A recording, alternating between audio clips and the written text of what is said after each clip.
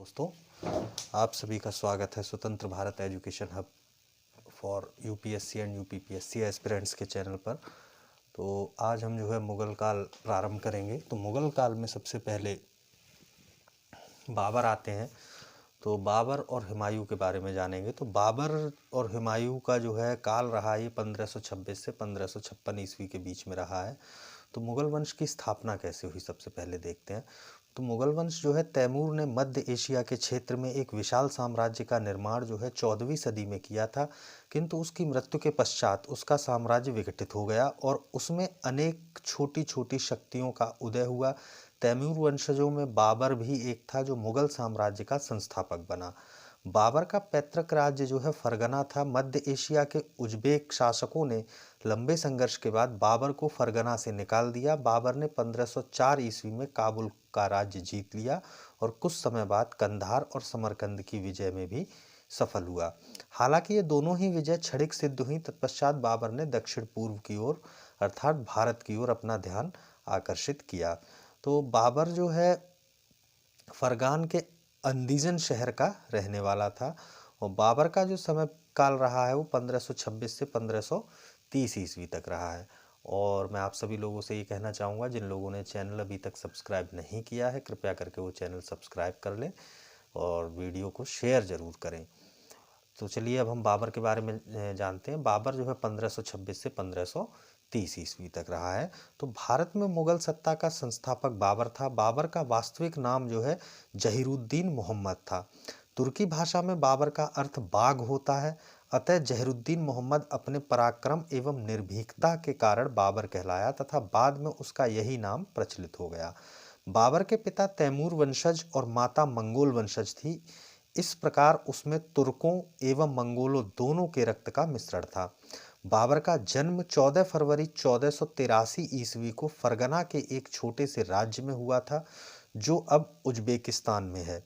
बाबर ने जिस नवीन वंश की नींव डाली वह तुर्की नस्ल का चगताई वंश था, जिसका नाम चंगेज खा के द्वितीय पुत्र के नाम पर पड़ा, परंतु आमतौर पर उसे मुगल वंश पुकारा गया है। बाबर अपने पिता की मृत्यु के बाद 11 वर्ष की अल्प आयु में 1494 ईस्वी में फरगना की गद्दी पर बैठा। बाबर ने अपने फरगना के शासनकाल में 1501 ईस्वी में समरकंद पर अधिकार किया, जो मात्र 8 महीने तक ही उसके कब्जे में रहा। 1504 ईस्वी में काबुल विजय के उपरांत बाबर का काबुल और गजनी पर अधिकार हो गया। 1507 ईस्वी में बाबर ने पादशाह की उपाधि धारण की। पादशाह की उपाधि धारण करने से पूर्व बाबर मिर्जा की पैतृक उपाधि धारण करता था। फिर बाबर के भारत पर आक्रमण के क्या कारण थे, या बाबर ने भारत पर क्यों आक्रमण किया? तो बाबर का भारत पर आक्रमण जो है मध्य एशिया में शक्तिशाली उज़्बेकों से बार बार पराजय, शक्तिशाली सफवी तथा उस्मानी वंश के भय का प्रतिफल था। अर्थात जो उज़्बेक थे उनसे बाबर बार बार पराजित हुआ है और जो सफवी तथा उस्मानी वंश का भय भी उसे था, तो उसने जो है भारत पर आक्रमण करना निश्चित किया। बाबर की भारत विजय की आकांक्षा का एक कारण यह भी था कि काबुल से बहुत मामूली आमदनी होती थी, जिससे सेना की जरूरतें पूरी नहीं होती थी। इसीलिए धन की लालसा के कारण उसने भारत का रुख किया। बाबर के भारत पर आक्रमण का एक अन्य कारण भारत में अवसर की उपलब्धता भी थी। बाबर के आक्रमण से पूर्व भारत परस्पर प्रतिद्वंदिता रखने वाले अनेक राज्यों में विभक्त था। देश में कोई सार्वभौमिक सत्ता नहीं थी और प्रभुत्व के लिए संघर्ष चल रहा था। भारत किसी शत्रु का, जो कि अपने लिए साम्राज्य बनाने का साहस और महत्वाकांक्षा रखता हो, संगठित रूप से सामना करने की स्थिति में नहीं था। बाबर का भारत पर आक्रमण जब हुआ है तब कैसे हुआ है? तो बाबर का भारत के विरुद्ध किया गया प्रथम अभियान 1518 से 1519 ईस्वी के बीच यूसुफजई जाति के विरुद्ध था। इस अभियान में बाबर ने बाजौर और भेरा या भीर को अपने अधिकार में ले लिया। बाबर ने अपनी आत्मकथा बाबरनामा में लिखा है कि इस किले को यानी बाजौर को जीतने में उसने बारूद एवं तोपों का प्रयोग किया था। 1519 ईस्वी में बाबर ने खैबर दर्रे को पार किया, जो पेशावर में पड़ता है, किंतु बाबर जल्द ही पेशावर से वापस लौट गया। 1520 ईस्वी में बाबर ने बाजौर और भेरा को पुनः जीता, साथ ही सियालकोट एवं सैयदपुर को भी अपने अधिकार में कर लिया। 1524 ईस्वी में बाबर के पेशावर अभियान के समय बाबर को इब्राहिम लोदी व दौलत खां के मध्य मतभेद की खबर मिली, जिसके कारण दौलत खां ने, जो उस समय पंजाब का गवर्नर था, तो दौलत खां ने पुत्र दिलावर खां को बाबर के पास भारत पर आक्रमण करने के लिए संदेश भिजवाया। संभवतः इसी समय राणा सांगा ने भी बाबर को भारत पर आक्रमण करने के लिए निमंत्रण भेजा था। अब होता है पानीपत का प्रथम युद्ध।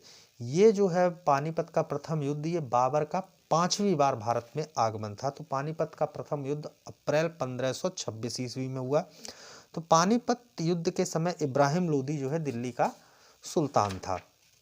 अप्रैल 1526 ईस्वी में पानीपत के मैदान में दिल्ली के सुल्तान इब्राहिम लोदी एवं बाबर के मध्य भीषण युद्ध लड़ा गया। अंततः युद्ध में इब्राहिम लोदी मारा गया। इस युद्ध में बाबर ने पहली बार प्रसिद्ध तुलगामा युद्ध पद्धति का प्रयोग किया। बाबर ने तुलगामा युद्ध का प्रयोग उज्बेकों से ग्रहण किया था। इस युद्ध में बाबर ने तोपों को सजाने में उस्मानी पद्धति, जो रूमी विधि थी, का प्रयोग किया था। इस पद्धति में 2 गाड़ियों के बीच व्यवस्थित जगह छोड़कर तोप को रखकर चलाया जाता था। पानीपत के युद्ध में बाबर के तोपखानों का नेतृत्व उस्ताद अली और मुस्तफ़ा खां नामक 2 योग्य अधिकारियों ने किया था। पानीपत के युद्ध में इब्राहिम लोदी की हार से भारत में अफगानों की शक्ति क्षीण हो गई। युद्ध के पश्चात दिल्ली और आगरा समेत लोदी साम्राज्य के समस्त भागों पर बाबर ने अधिकार कर लिया। भारत विजय के उपलक्ष्य में बाबर ने प्रत्येक काबुल निवासी को एक एक चांदी का सिक्का उपहार स्वरूप प्रदान किया। अपनी इसी उदारता के कारण उसे कलंदर की उपाधि दी गई। इस युद्ध में विजय का श्रेय बाबर ने अपने धनुर्धारियों को दिया था। फिर इसके बाद बाबर ने जो है खानवा का युद्ध लड़ा है। तो खानवा का युद्ध 1527 ईस्वी में लड़ा गया है। तो खानवा युद्ध का मुख्य कारण बाबर का पानीपत युद्ध के पश्चात भारत में रहने का निश्चय था। राणा सांगा की धारणा थी कि बाबर भी अन्य विदेशी आक्रमणकारियों की भांति देश को लूटकर वापस चला जाएगा। संभवतः इसी कारण उसने इब्राहिम लोदी के विरुद्ध बाबर को सहायता देने का आश्वासन दिया था। खानवा का युद्ध चित्तौड़ के राजपूत नरेश, राणा सांगा और बाबर के मध्य लड़ा गया। मार्च 1527 ईस्वी में राणा सांगा और बाबर की सेनाओं के बीच युद्ध आरंभ हुआ। खानवा के युद्ध में भी पानीपत युद्ध की रणनीति का उपयोग करते हुए बाबर ने राणा सांगा के विरुद्ध एक सफल युद्ध की रणनीति तय की। बाबर की आत्मकथा बाबरनामा में राणा सांगा और बाबर के इस युद्ध का विस्तार पूर्वक वर्णन किया गया है। खानवा के युद्ध में राणा सांगा की हार हुई। खानवा के युद्ध को जीतने के बाद बाबर ने गाजी की उपाधि धारण की। खानवा के युद्ध में बाबर ने शराब के प्रयोग पर पूर्ण प्रतिबंध लगाने के साथ ही जिहाद का नारा दिया था। खानवा के युद्ध में अपने सैनिकों का मनोबल बढ़ाने के लिए बाबर ने मुसलमानों से वसूल किए जाने वाले तमगा कर अथवा व्यापारिक कर को समाप्त कर दिया। फिर और इसके बाद जो अन्य अभियान रहे हैं छोटे छोटे, तो जनवरी 1528 ईस्वी में चंदेरी का युद्ध बाबर और चंदेरी के शासक मोदिन राय के बीच हुआ। इस युद्ध में मोदिनी राय पराजित हुआ तथा हजारों की संख्या में राजपूतों का कत्ल किया गया। यह विजय बाबर के लिए मालवा जीतने हेतु सहायक सिद्ध हुई। बाबर ने मई 1529 ईस्वी में घाघरा के युद्ध में बिहार तथा बंगाल को संयुक्त अफगान सेना को पराजित किया, जिसका नेतृत्व महमूद लोदी ने किया था।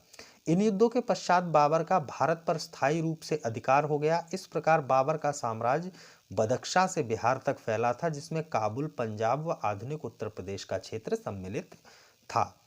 अब बाबर की मृत्यु, तो बाबर की मृत्यु जो है 26 दिसंबर 1530 ईस्वी को बाबर की आगरा में मृत्यु हो गई। बाबर केवल 4 वर्ष भारत पर शासन कर सका। बाबर की मृत्यु के बाद उसके शव को आगरा में आराम बाग में रखा गया, किंतु बाद में बाबर की अंतिम इच्छा अनुसार उसका शव काबुल ले जाकर दफनाया गया, जहां उसका मकबरा बना हुआ है। अब बाबर का जो शासनकाल रहा है, तो बाबर के शासनकाल का मूल्यांकन किस प्रकार करेंगे, तो बाबर के शासनकाल का मूल्यांकन इस प्रकार है। बाबर योग्य शासक, कुशल सेनापति और महत्वाकांक्षी बादशाह था। बाबर कुषाणों के बाद ऐसा पहला शासक था जिसने काबुल एवं कंधार को अपने पूर्ण नियंत्रण में रखा। बाबर ने पहली बार युद्ध में तोपखाने और युद्ध की नई तुलगामा युद्ध पद्धति का प्रयोग किया। बाबर ने सड़कों की माप के लिए गज ए बाबरी का शुभारंभ किया। बाबर अपने साथ दो महत्वपूर्ण खेल भारत लाया, जिसमें गंजीफा यानी ताश का खेल और इश्कबाजी यानी कबूतरों का खेल थे। इश्कबाजी उसका प्रिय खेल था। बाबर ने एक और तरह के छंद मुबैयान का सृजन किया, अलंकार शास्त्र पर रिसाल ए उसज नामक पुस्तक लिखी और खत ए बाबरी नाम से इस नई शैली को एक नई शैली प्रारंभ की। पद्य की रचना में उसके द्वारा किया गया संकलन दीवान था, जो तुर्की पद्य में श्रेष्ठ स्थान रखता था। बाबर तुर्की भाषा का विद्वान था। उसने तुर्की भाषा में आत्मकथा बाबरनामा या तुजुक ए बाबरी की रचना की। बाबर बागों को लगाने का बड़ा शौकीन था। उसने आगरा में ज्यामितीय विधि से एक बाग लगवाया, जिसे नूर ए अफगान कहा जाता था, परंतु इसे अब आराम बाग कहा जाता है। बाबर ने शाहरुख नामक चांदी का सिक्का भी चलवाया। बाबरनामा में क्या क्या है दिया गया है, तो बाबरनामा में बाबर द्वारा रचित तुर्की भाषा की इस कृति को तुजुक ए बाबरी भी कहते हैं। बाबर की आत्मकथा का अनुवाद पायंदा खां तथा अब्दुल रहीम खान खाना ने फारसी और श्रीमती बेबरिज ने अंग्रेजी में किया। बाबर प्रकृति प्रेमी था और भारत की जलवायु का वर्णन भी करता है, लेकिन कहता है कि यहाँ नदियों और पहाड़ों के सिवा कुछ भी नहीं है। इस पुस्तक में उसने 5 मुस्लिम राज्यों बंगाल, दिल्ली, मालवा, गुजरात व बाहमनी तथा 2 हिंदू राज्य विजयनगर व मेवाड़ का उल्लेख किया है। बाबरनामा में बाबर ने विजयनगर के शासक कृष्णदेव राय को समकालीन भारत का सबसे शक्तिशाली शासक बताया है। बाबर लिखता है कि भारत के लोग खूबसूरत नहीं हैं, यहाँ अक्लमंदी और प्रतिभा दुर्लभ है, कला और दस्तकारी पिछड़ी हुई है। संभवतः बाबर की यह राय समाज के पिछड़े वर्ग के बारे में है। इसको पूरे हिंदुस्तानी समाज पर लागू करना तर्कसंगत नहीं है। बाबर ने लिखा है कि हिंदुस्तान बहुत बड़ा देश है और यहाँ सोने चांदी की अथाह संपत्ति है। बाबर ने लिखा है कि भारतीय मरना जानते हैं, लड़ना नहीं। तो ये तो था बाबर का शासनकाल। अब इसके बाबर के बाद जो है हुमायूं आया। तो हुमायूं 1530 से लेके जो है 1555-56 ईस्वी तक हुमायूं का राज्य रहा है। तो हुमायूं का सॉरी तो हुमायूं का जो है प्रारंभिक जीवन कैसा रहा है, तो हुमायूं का जन्म महम बेगम यानी बाबर की पत्नी के गर्भ से 6 मार्च 1508 ईस्वी को काबुल में हुआ था। बाबर के 4 पुत्रों हुमायूं, कामरान, अस्करी और हिंदाल में हुमायूं सबसे बड़ा था। बाबर ने अपनी मृत्यु से पूर्व अपने 4 पुत्रों में से हुमायूं को अपना उत्तराधिकारी नियुक्त किया था। हुमायूं 12 वर्ष की आयु में बदख्शां का सूबेदार बना था।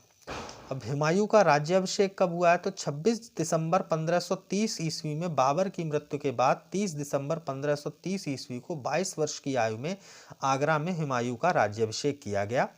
शासक बनने के बाद हुमायूं ने अपने भाइयों को भूप्रदेश प्रदान किया, जिनमें अस्करी को संभल, हिंदाल को मेवात और कामरान को काबुल और कांधार दिया। बाद में असंतुष्ट कामरान ने लाहौर और मुल्तान पर भी कब्जा कर लिया। फिर जो है हुमायूं का जब प्रारंभिक समय था तो उसमें जो कठिनाइयां आई हैं, तो क्या क्या कठिनाइयां आई हैं प्रारंभिक समय में हुमायूं के, तो राज्याभिषेक के बाद हुमायूं को अनेक आंतरिक कठिनाइयों का सामना करना पड़ा। कालांतर में उसके भाइयों ने उसका साथ नहीं दिया। हुमायूं के सबसे बड़े पुत्र अफगान थे, क्योंकि वे बाबर के साथ से ही मुगलों को भारत से बाहर खदेड़ने के लिए प्रयत्नशील थे। बाबर अपने साम्राज्य को संगठित करने और उसकी उचित शासन व्यवस्था करने में सफल नहीं हुआ था। मेल्सन ने लिखा है, जब उसकी यानी बाबर की मृत्यु हुई तो पूर्वकालीन मुसलमान राजवंशों की भांति मुगल राजवंश की जड़ें भी भारतीय भूमि पर जम नहीं सकी थी। हुमायूं की जो है प्रारंभिक कठिनाइयाँ कुछ इस प्रकार भी हैं, जैसे साम्राज्य का विभाजन, रिक्त राजकोष, राजपूतों की समस्या, अफगान समस्या। तो साम्राज्य के विभाजन में क्या था, हुमायूं का अपने भाइयों को साम्राज्य में हिस्सा देना उसकी प्रारंभिक भूलों में सबसे बड़ी भूल थी। उसके बाद रिक्त राजकोष, तो बाबर ने दिल्ली पर अधिकार करने के पश्चात वहां के राजकोष को खुले हाथों अपने सैनिकों में वितरित किया। पानीपत के युद्ध की विजय के बाद काबुल की जनता को चांदी के सिक्के वितरित किए गए। परिणाम स्वरूप बाबर की इस अपव्ययी नीति के कारण राजकोष खाली हो गया। हुमायूं ने भी शासक बनने के पश्चात आर्थिक स्थिति को सुधारने का प्रयत्न नहीं किया, न ही धन का अपव्यय रोकने का प्रयास किया। परिणामतः साम्राज्य आर्थिक दृष्टि से कमजोर हो गया। अब राजपूत समस्या क्या थी? तो बाबर ने खानवा के युद्ध में राणा सांगा को परास्त किया था। बाबर के अंतिम समय में राजपूत पुनः संगठित होने लगे। इस बार राजपूतों का नेता राणा सांगा का पुत्र रतन सिंह था, जो मुगलों को भारत से निष्कासित करने के लिए दृढ़ संकल्पित था। अब फिर अफगान समस्या। तो हुमायूं की प्रारंभिक कठिनाइयों में अफगान समस्या सर्वप्रमुख थी। राजपूतों के साथ साथ अफगान सरदार भी पुनः अपना राज्य प्राप्त करने की चेष्टा कर रहे थे। पानीपत के युद्ध में यद्यपि इब्राहिम लोदी पराजित हुआ व मारा गया था, किंतु इससे अफगान शक्ति का उन्मूलन नहीं हुआ। इब्राहिम लोदी का भाई महमूद लोदी बंगाल के शासक नुसरत शाह की सहायता से पुनः अपने पैतृक राज्य को प्राप्त करना चाहता था। बिहार में शेर खां भी स्वतंत्र राज्य स्थापित करने का स्वप्न देख रहा था तथा मुगलों को भारत से निकालना चाहता था। इब्राहिम लोदी का चाचा आलम खां भी गुजरात के शासक की सहायता लेकर दिल्ली पर अधिकार करना चाहता था। अब हुमायूं का जो सैन्य अभियान क्या रहा है हुमायूं के, तो हुमायूं ने 1531 ईस्वी में कलिंजर के शासक प्रताप रुद्र देव पर अपना पहला आक्रमण किया। कलिंजर के किले पर आक्रमण के समय ही उसे यह सूचना मिली कि अफगान सरदार महमूद लोदी बिहार से जौनपुर की ओर बढ़ रहा है। अतः कलिंजर के राजा प्रताप रुद्रदेव से धन और सैनिकों की क्षतिपूर्ति लेकर हुमायूं वापस आगरा लौट आया। 1532 ईस्वी में दोहरिया नामक स्थान पर हुमायूं की सेना और महमूद लोदी की सेना के बीच युद्ध हुआ। युद्ध में महमूद लोदी की पराजय हुई। 1532 ईस्वी में हुमायूं ने चुनार किले का घेरा डाला। हुमायूं के चुनार किले पर आक्रमण के समय यह किला अफगान नायक शेरखां यानी शेरशाह सूरी के अधीन था। 4 महीने लगातार किले को घेरे रहने के बाद शेरखां एवं हुमायूं में एक समझौता हो गया। समझौते के तहत शेरखां ने अपने पुत्र कुतुब खां को एक अफगान सैनिक टुकड़ी के साथ हुमायूं की सेना में भेजना स्वीकार कर लिया था। बदले में चुनार का किला शेरखां के अधिकार में छोड़ दिया गया। 1534 ईस्वी में बिहार में मोहम्मद जमान मिर्जा एवं मोहम्मद सुल्तान मिर्जा के विद्रोहों को हुमायूं ने सफलतापूर्वक दबाया। 1535-36 ईस्वी में हुमायूं का गुजरात के शासक बहादुर शाह से सारंगपुर में संघर्ष हुआ। ऐसा माना जाता है कि मुगलों से संघर्ष के लिए बहादुर शाह ने टर्की के कुशल तोपची रूमी खां की सहायता से एक बेहतर तोपखाने का निर्माण करवाया था। हालांकि हुमायूं के खिलाफ युद्ध में बहादुर शाह की पराजय हुई और वह मांडू भाग गया। इस तरह हुमायूं द्वारा मांडू एवं चंपानेर पर विजय के बाद मालवा एवं गुजरात उसके अधिकार में आ गया। कुछ समय बाद बहादुर शाह ने पुर्तगालियों के सहयोग से पुनः गुजरात एवं मालवा पर अधिकार कर लिया, परंतु फरवरी 1537 ईस्वी में बहादुर शाह की मृत्यु हो गई। 1537 ईस्वी में हुमायूं पूर्व की ओर बढ़ा और उसने चुनारगढ़ पर घेरा डाला, जहां कुतुब खां ने शेर खां की योजना के अनुसार हुमायूं को अधिक से अधिक समय तक रोक रखने का निश्चय कर रखा था। 6 माह के पश्चात हुमायूं ने पूर्व का द्वार कहे जाने वाले चुनार दुर्ग पर अब कब्जा कर लिया और बंगाल की ओर बढ़ा। गौड़ यानी जो बंगाल की राजधानी थी, उसके पास स्थानीय सरदारों से उसका युद्ध हुआ, जिसमें अत्यधिक मौतें हुई। इसी कारण हुमायूं ने इस जगह का नाम जन्नताबाद रख दिया। बंगाल से लौटते समय हुमायूं एवं शेर खां के बीच बक्सर के निकट चौसा नामक स्थान पर 27 जून 1539 ईस्वी को युद्ध हुआ, जिसमें हुमायूं पराजित हुआ।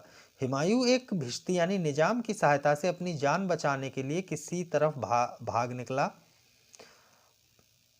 ऐसा माना जाता है कि जिस भिश्ती की सहायता से हुमायूं अपनी जान बचाने में सफल रहा था, उसे हुमायूं ने एक दिन के लिए बादशाह बनाया और भिश्ती ने चमड़े के सिक्के जारी किए। इसका उल्लेख गुलबदन बेगम की रचना हुमायूं नामा में मिलता है। चौसा के युद्ध में सफल होने के बाद शेरखां ने अपने को सुल्तान घोषित किया और शेरशाह की उपाधि धारण की।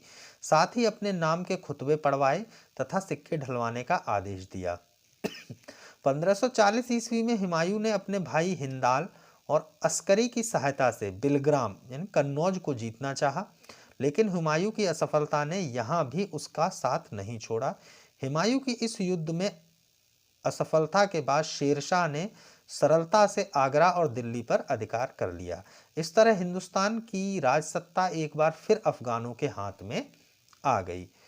अब हुमायूं की असफलता के क्या कारण रहे? तो हुमायूं की असफलता के कारण ये हैं, जैसे साम्राज्य का बंटवारा, शेरशाह की बढ़ती शक्ति की उपेक्षा, विलासितापूर्ण जीवन, हुमायूं की दुर्बलता।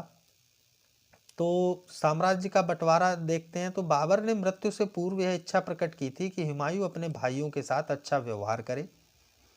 हुमायूं ने बाबर की इच्छा को मानते हुए साम्राज्य को अपने भाइयों में समान अनुपात में विभक्त कर दिया, जबकि उस समय आवश्यकता संपूर्ण साम्राज्य को एक सूत्र में पिरोने की थी, न कि उसके विभाजन की।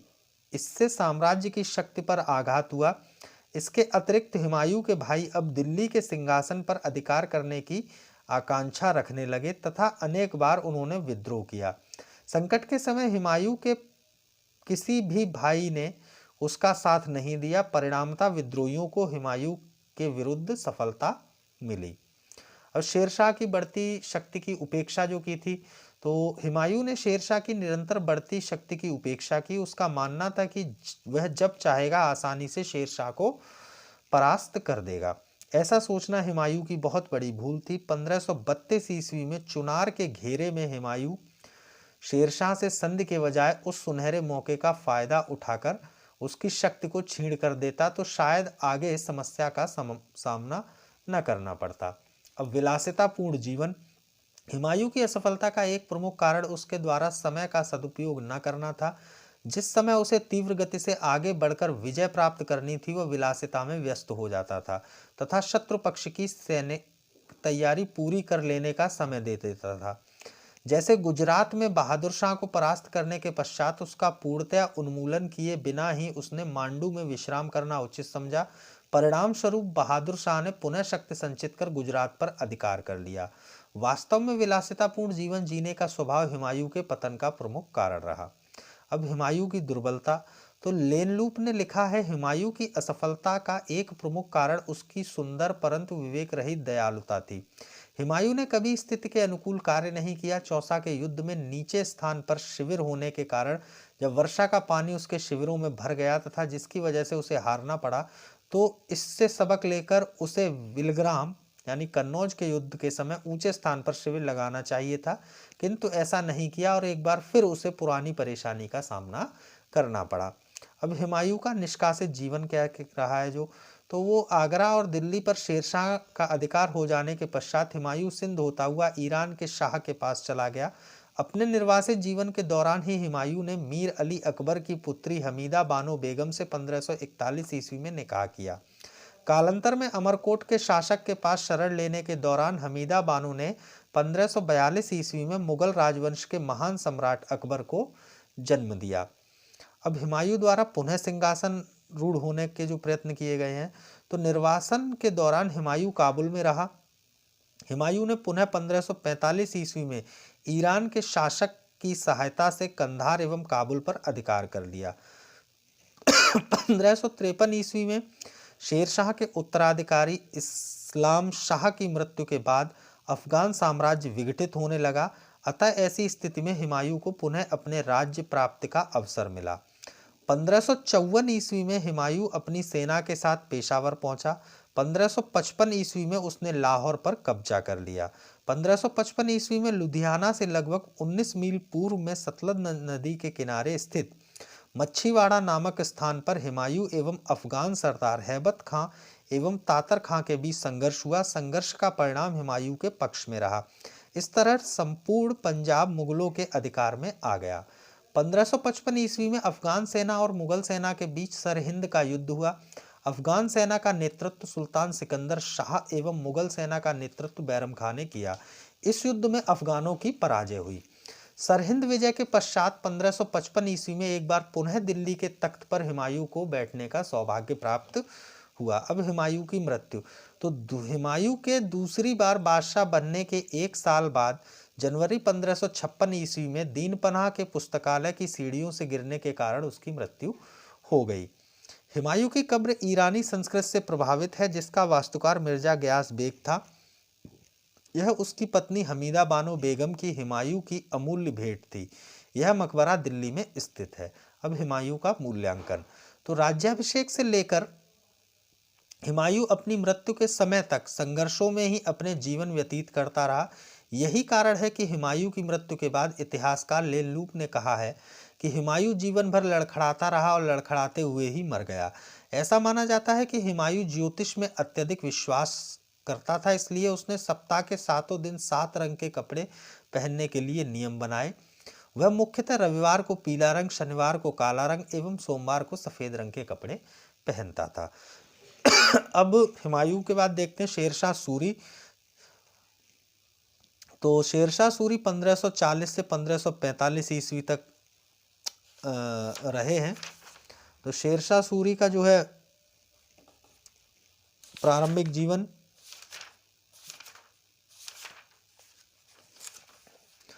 शेरशाह सूरी या शेर खां भारत में सूर राजवंश का संस्थापक था। शेरशाह का जन्म 1472 ईस्वी, इतिहासकार कानूनगो के अनुसार 1486 ईस्वी में नरनौल परगने में हसन खां सूर की अफगान पत्नी के गर्भ से हुआ था। शेरशाह सूरी के बचपन का नाम फरीद खां था और उसके पिता को सहसराम और ख्वासपुर की जागीरें प्राप्त थीं।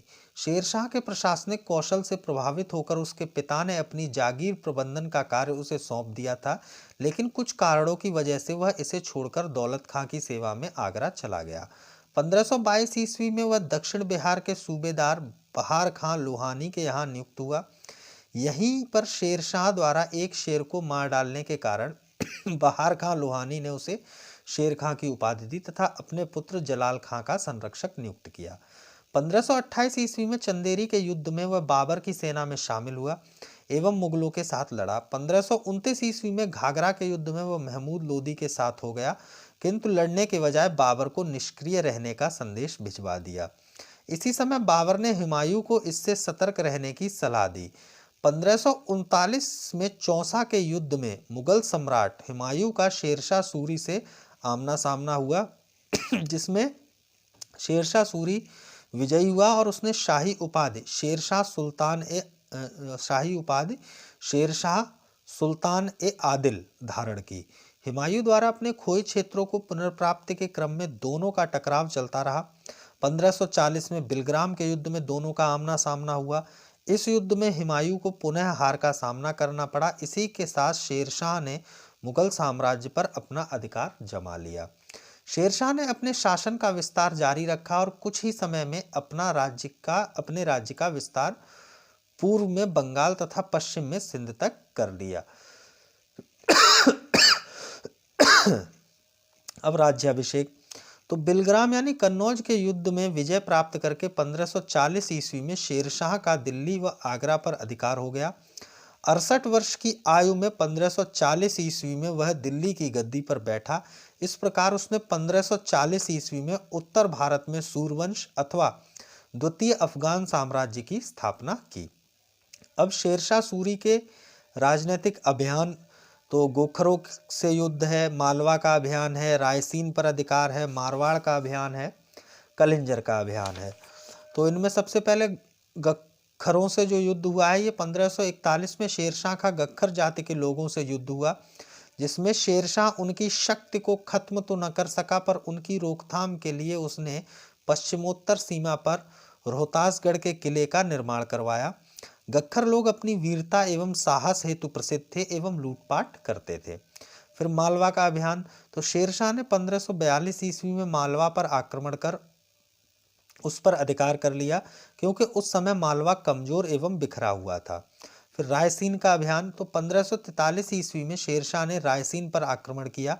माना जाता है कि शेरशाह ने इस अभियान में धोखे से राजपूत शासक पूरनमल को मार डाला। पूरनमल की मृत्यु के बाद राजपूत स्त्रियों ने जौहर कर लिया। रायसीन की यह घटना शेरशाह के चरित्र पर एक कलंक माना जाता है।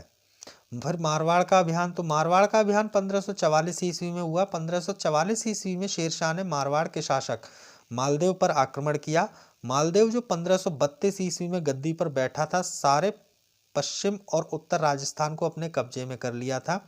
मालदेव ने जैसलमेर की भट्टियों की मदद से अजमेर को भी जीत लिया। ऐसा माना जाता है कि मारवाड़ का अभियान शेरशाह के समय अभियानों में सबसे कठिन अभियान था। इस युद्ध में राजपूत सरदार जैता और कुंपा ने वीरता का प्रदर्शन किया। अंततः युद्ध में विजय के लिए शेरशाह ने कूटनीति का सहारा लिया। फिर कलिंजर का अभियान। तो कलिंजर का अभियान 1545 ईस्वी में शेरशाह का अंतिम अभियान था। तो कलिंजर का अभियान कहा जाता है कि शेरशाह ने कीरत सिंह, जो कलिंजर का शासक था, कि एक नाचने गाने वाली दासी को हथियाने के लिए कलिंजर पर आक्रमण किया था, जिसको कीरत सिंह ने देने से इनकार कर दिया था। कलिंजर अभियान के दौरान शेरशाह ने किले की दीवार को गोला बारूद से उड़ा देने की आज्ञा दी। उसी दौरान किले की दीवार से टकराकर एक गोला उसके पास रखे बारूद के ढेर पर जा गिरा और उसमें आग लग जाने से 22 मई 1545 ईस्वी को शेरशाह की मृत्यु हो गई। अब शेरशाह के प्रशासन इसका कैसा था? तो इसका प्रशासन जो है केंद्रीय प्रशासन था। तो शेरशाह सूरी की गणना मध्यकालीन भारत के महानतम शासकों में की जाती है। इसका कारण शेरशाह सूरी की सैनिक उपलब्धियां नहीं, वरन उसके द्वारा उच्च कोटि की शासन व्यवस्था को स्थापित किया जाना था। साम्राज्य निर्माता एवं प्रशासक के रूप में उसे अकबर का पूर्वगामी माना जाता है। उसने अपनी राजधानी आगरा बनाई थी। अब केंद्रीय प्रशासन था वो किस तरह से था इसका? तो शेरशाह पूर्णतः एक तंत्रात्मक शासन पद्धति में विश्वास करता था तथा संपूर्ण शक्ति को अपने हाथों में केंद्रित रखता था। वह न्यायपालिका, कार्यपालिका एवं सैनिक मामलों का प्रमुख था। फिर भी इतने विशाल साम्राज्य पर शासन करने के लिए उसे कुछ लोगों के सहयोग की आवश्यकता थी। अतः उसने कुछ विभागों की स्थापना की जो निम्नवत है, जिनमें जैसे दीवान वजारत, दीवान आरिज, दीवान रिसालत, दीवान इंशा, दीवान कजा और दीवान बरीद। अब दीवान वजारत जो है यह विभाग आर्थिक मामलों की देखरेख करता था। इसका अध्यक्ष वजीर होता था। इसका पद प्रधानमंत्री के समान था, अतः यह अन्य मंत्रियों के कार्यों को भी देखता था। अब दीवान आरिज या अर्ज, इस विभाग के अधिकारी को आरिज ए मुमालिक कहा जाता था। सैन्य संबंधी कार्य एवं विभाग के अंतर्गत आते थे, परंतु यह सैनिकों को भर्ती नहीं करता था। फिर दीवान ए रिसालत, यह अन्य राज्यों के साथ पत्र व्यवहार आदि के जरिए संपर्क रखता था। कुछ अन्य स्रोतों में से धार्मिक विभाग से संबद्ध माना जाता है। फिर दीवान ए इंशा, यह सामान्य प्रशासन विभाग था, जिसके अधिकारी का प्रमुख कार्य सरकारी आदेशों का पालन करवाना व लिपिबद्ध करना था। फिर दीवान ए कजा, यह न्याय विभाग था, जिसके मुख्य अधिकारी को काजी कहा जाता था। फिर दीवान ए बरीद, यह गुप्तचर विभाग था, जिसके अधिकारी को वरीद ए मुमालिक कहा जाता था। फिर इसके बाद प्रांतीय प्रशासनिक व्यवस्था। तो शेरशाह सूरी का साम्राज्य काफी विस्तृत था, अतः उसने अपने साम्राज्य को अनेक प्रांतों में विभक्त कर रखा था। प्रांतों को सूबा कहा जाता था। प्रत्येक सूबा का सर्वोच्च अधिकारी सूबेदार होता था, जो साधारणतः राजा का पुत्र, मित्र अथवा घनिष्ठ व्यक्ति होता था। सुल्तान का इक्ताओं पर कठोर नियंत्रण होता था। फिर स्थानीय प्रशासनिक व्यवस्था कैसी थी? तो शेरशाह का स्थानीय शासन 3 भागों में वर्गीकृत था, जिसमें सरकार, परगना और ग्राम आते थे। तो इक्ताओं को सरकार में यानी जिला में विभक्त किया जाता था। प्रत्येक सरकार में 2 प्रमुख अधिकारियों की नियुक्ति की जाती थी, जिन्हें शिकदार ए शिकदारन व मुंसिफ ए मुंसिफान कहा जाता था। इनमें से शिकदार का पद ऊंचा होता था तथा उसका कार्य सरकार में सामान्य प्रशासन करना था। मुंसिफान का कार्य न्याय करना था। इन दोनों अधिकारियों की सहायतार्थ अनेक अधिकारी होते थे। प्रत्येक सरकार कई परगनों में बटा था। प्रत्येक परगने में एक शिकदार, एक मुंसिफ, एक फौतदार और 2 कारकुन होते थे। फौतदार मतलब खजांची और कारकुन मतलब क्लर्क। प्रशासन की सबसे छोटी इकाई ग्राम थी। एक परगना में अनेक गांव होते थे। ग्राम प्रशासन का प्रमुख मुखिया होता था, जो गैर सरकारी पदाधिकारी होता था। अब भू राजस्व व्यवस्था कैसी थी? तो शेरशाह के शासनकाल की सर्वप्रमुख विशेषता उसके द्वारा भू राजस्व व्यवस्था में सुधार किया जाना था। सर्वप्रथम उसने अपने विश्वसनीय अधिकारी अहमद खां के निरीक्षण में राज्य की भूमि की वास्तविक माप कराई। शेरशाह ने भूमि की माप के लिए गजे सिकंदरी का प्रयोग करवाया। इसमें मापन के लिए सन से बनी रस्सी का उपयोग किया जाता था। किसानों को शोषण से बचाने के लिए शेरशाह ने पट्टा और कबूलियत व्यवस्था को आरंभ किया था। पट्टा एक राजकीय पत्र होता था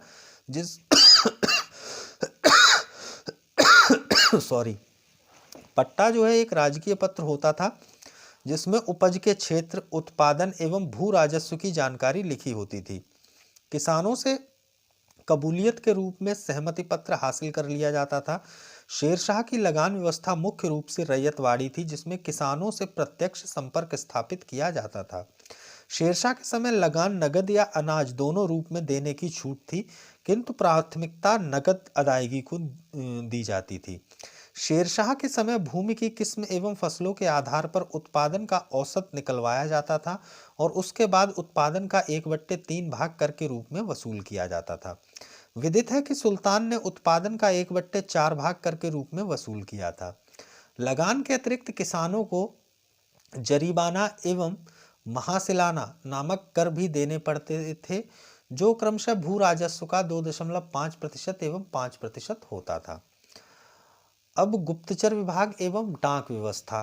तो शेरशाह ने उच्च कोटि के गुप्तचर विभाग की स्थापना की। ऐसा इसलिए क्योंकि उस समय राजनीतिक उथल पुथल होने के कारण शासक को प्रत्येक घटना की पूर्व में जानकारी होना नितांत आवश्यक था। संपूर्ण राज्य में सरायों, बाजारों व अन्य स्थानों पर गुप्तचर नियुक्त किए जाते थे।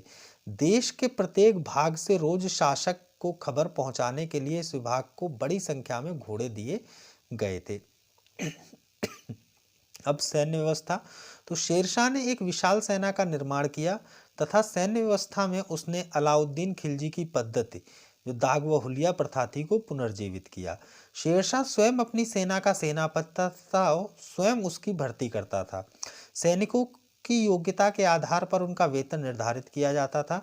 शेरशाह ने सिपाहियों की सीधी भर्ती का सिलसिला शुरू किया, जिसके लिए हर रंगरूट के चरित्र की जांच की जाती थी। सिपाही का पूरा व्यक्तिगत वर्णन दर्ज रहता था। शेरशाह की सेना में 1.5 लाख घुड़सवार, 25,000 पैदल तथा 5,000 हाथी व पर्याप्त तोपखाना था। शेरशाह ने पुलिस व्यवस्था के संदर्भ में स्थानीय उत्तरदायित्व के सिद्धांत पर कार्य किया, अर्थात जो अधिकारी जिस क्षेत्र में नियुक्त होता था उस क्षेत्र की शांति व्यवस्था का उत्तरदायित्व उसी का होता था। अब शेरशाह के सार्वजनिक कार्य। तो शेरशाह ने अनेक सार्वजनिक कार्य किए। इनमें सर्वप्रथम कार्य अनेक सड़कों का निर्माण, उनकी मरम्मत और यात्रियों के ठहरने के लिए सरायों का निर्माण आदि शामिल था। शेरशाह द्वारा बनाई गई 4 सड़कें अत्यधिक प्रसिद्ध हैं। जो है, पहली सड़क है बंगाल में सोनार गांव से शुरू होकर दिल्ली लाहौर होती हुई पंजाब में अटक तक जाती थी। दूसरी सड़क जो है आगरा से बुरहानपुर तक जाती थी। तीसरी सड़क आगरा से जोधपुर होती हुई चित्तौड़ तक जाती थी और चौथी सड़क जो है लाहौर से मुल्तान तक जाती थी। शेरशाह द्वारा बनवाई गई सड़कों में पहली सड़क को सड़क ए आजम कहा जाता था। इसे ही आगे चलकर लॉर्ड ऑकलैंड ने जीटी रोड कहकर पुकारा। शेरशाह ने इन मार्गों के किनारे 1700 सराय बनवाई थी तथा जगह जगह पानी, वृक्ष एवं मस्जिदों की व्यवस्था करवाई। प्रत्येक सराय की देखभाल एक शिकदार करता था। इतिहासकार कानूनगो ने इस सरायों को साम्राज्य रूपी शरीर की धमनियां कहा है। अब मुद्रा व्यवस्था कैसी थी? तो शेरशाह के सिंहासन पर बैठने के समय मुद्रा की दशा अत्यंत शोचनीय थी। सिक्कों में मिलावट साधारणतः पाई जाती थी। शेरशाह ने एक अत्यंत विकसित मुद्रा व्यवस्था प्रचलित की। इसमें पुराने घिसे पिटे सिक्कों के स्थान पर शुद्ध चांदी का रुपया जो 180 ग्रेन का और तांबे का दाम जो 380 ग्रेन का था चलाया। इसके अतिरिक्त उसने दाम के आधे, चौथाई और 16वें भाग के भी अनेक सिक्के चलवाए। शेरशाह ने अपने सिक्कों पर अपना नाम, पद एवं टकसाल का नाम अरबी एवं देवनागरी लिपि में खुदवाया। शेरशाह द्वारा जारी रुपये के बारे में स्मिथ ने लिखा है, यह रुपया वर्तमान ब्रिटिश मुद्रा प्रणाली का आधार है। शेरशाह के शासनकाल में चांदी के रुपये एवं तांबे के दाम का अनुपात 1:64 था। और भवन और इमारतें कैसी थी शेरशाह के काल में? तो शेरशाह ने हुमायूं द्वारा निर्मित दीन पनाह को तोड़वाकर उसके ध्वंसावशेषों से दिल्ली में पुराने किले का निर्माण करवाया। उसने दिल्ली के पुराने किले में किला एक कुहना नामक मस्जिद का निर्माण करवाया। शेरशाह ने अपने साम्राज्य की पश्चिमोत्तर सीमा पर रोहतासगढ़ का किला बनवाया। शेरशाह द्वारा निर्मित सासाराम के मकबरे को पूर्वकालीन स्थापत्य कला की पराकाष्ठा और नवीन शैली के प्रारंभ का घोतक माना जाता है। कनिंघम ने शेरशाह के मकबरे को ताजमहल से भी सुंदर कहा है। और शेरशाह के उत्तराधिकारी। तो शेरशाह एक महान साम्राज्य निर्माता था। वह दृढ़ संकल्प रखने वाला व्यक्ति था। वह अपने कार्यों में चतुर और राजनीति कुशल व्यक्ति था। शेरशाह सूरी ने अपने शासनकाल में हिंदू एवं मुसलमान दोनों को समान अधिकार एवं दर्जा प्रदान किया। वह सामान्यवादी नीति का समर्थक था। उसके प्रशासन में जन कल्याणकारी राज्य की अवधारणा को पूरा करने वाले समस्त तत्व विद्यमान थे। अब उसकी प्रशासनिक कार्यकुशलता इतनी उच्च थी कि आगे चलकर अकबर द्वारा कई मौकों पर उसका अनुसरण किया गया। अब्बास खां शेरवानी ने शेरशाह की प्रशंसा करते हुए कहा है कि बुद्धिमत्ता और अनुभव में वह दूसरा हैदर था। अब शेरशाह का मूल्यांकन देखते हैं। तो 1545 ईस्वी में शेरशाह की मृत्यु के बाद उसका छोटा पुत्र जलाल खां शासक बना। जलाल खां ने शासक बनने के बाद इस्लाम शाह की उपाधि धारण की। इस्लाम शाह के पश्चात उसका पुत्र फिरोज खां सिंहासन पर बैठा, लेकिन जल्द ही उसकी हत्या मुबारिज खां द्वारा कर दी गई। 1553 ईस्वी में मुबारिज खां मोहम्मद आदिल शाह की उपाधि धारण कर शासक बना। इसी मोहम्मद आदिल शाह का प्रधानमंत्री हेमू था, जिसे 1556 ईस्वी में पानीपत के द्वितीय युद्ध में अकबर द्वारा हराया गया था। 22 जून 1555 ईस्वी को सरहिंद नामक स्थान पर हुमायूं ने दिल्ली के शासक सिकंदर शाह सूरी को पराजित कर भारत में मुगल सत्ता को पुनर्स्थापित किया।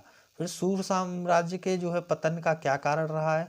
तो सूर साम्राज्य जिसकी नींव शेरशाह ने डाली, उसके पतन के प्रमुख कारणों में शेरशाह के अयोग्य उत्तराधिकारी थे। शेरशाह के उत्तराधिकारियों ने समाज के समस्त वर्गों का समर्थन प्राप्त करने की अपेक्षा उनके बीच फूट और अलगाव की स्थिति पैदा कर दी। परिणामतः जनता में असंतोष की भावना पैदा हुई। मोहम्मद आदिल शाह के समय 5 अफगान शासक प्रभुत्व के लिए संघर्ष कर रहे थे, अतः अफगानों में कोई राष्ट्रीय संगठन नहीं था। उन्हें इस बात का भय नहीं था कि हुमायूं के वापस लौटने की संभावना है, और वास्तव में ऐसा ही हुआ। इन समस्त परिस्थितियों में यह कोई आश्चर्य नहीं है कि शेरशाह सूरी की मृत्यु के बाद अगले 10 वर्षों में ही द्वितीय अफगान साम्राज्य का पतन हो गया। अब इसके बाद आता है अकबर। अकबर का कार्यकाल रहा है 1556 से 1605 ईस्वी तक। तो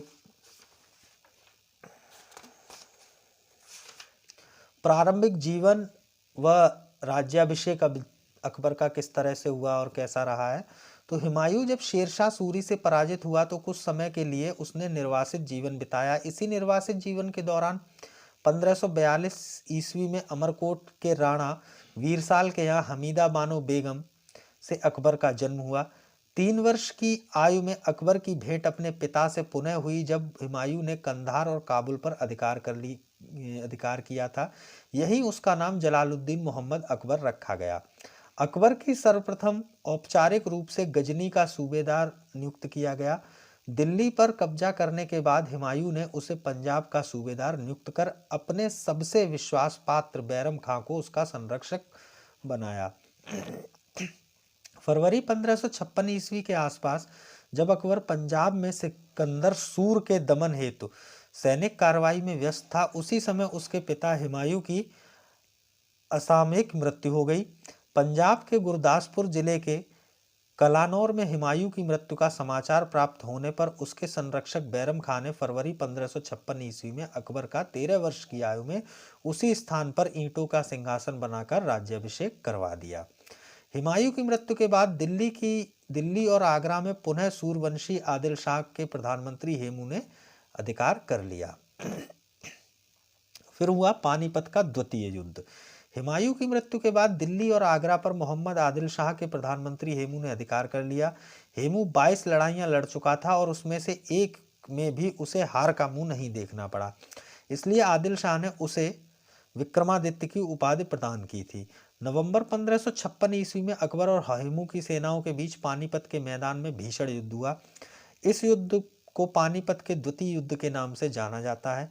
ऐसा माना जाता है कि इस युद्ध में हेमू जीत के करीब था, परंतु इसी समय एक तीर हेमू की आंख में लग गया, जिससे वह मूर्छित होकर हाथी के हौदे में गिर गया।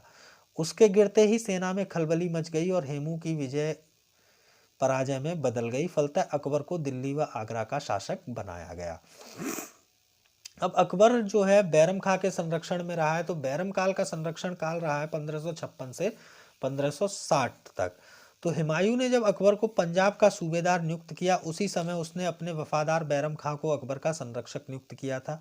बैरम खां फारस के शिया संप्रदाय से संबंधित था। 1556 ईस्वी में जब अकबर शासक नियुक्त हुआ, वह अल्पवयस्क था, अतः 1556 से 1560 ईस्वी तक बैरम खां द्वारा शासन संबंधी महत्वपूर्ण गतिविधियां करने के कारण इस काल को बैरम खां का संरक्षण काल कहा जाता है।